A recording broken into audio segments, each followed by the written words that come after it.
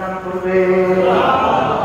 লা ইলাহা ইল্লাল্লাহ ওয়াহদাহু লা শারীকা লাহু লাহুল মুলকু ওয়া লাহুল হামদু ওয়া হুয়া আলা কুল্লি শাইইন কাদির।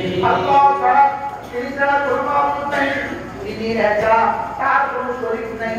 বাদশাহী শুধুই তার, প্রশংসা শুধুই তার, ক্ষমতা শুধুই তার।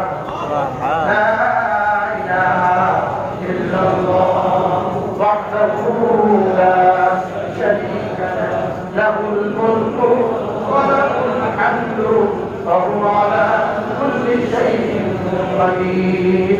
ধ্যানের সাথে কতবার করব? আমাদের কতবার হবে?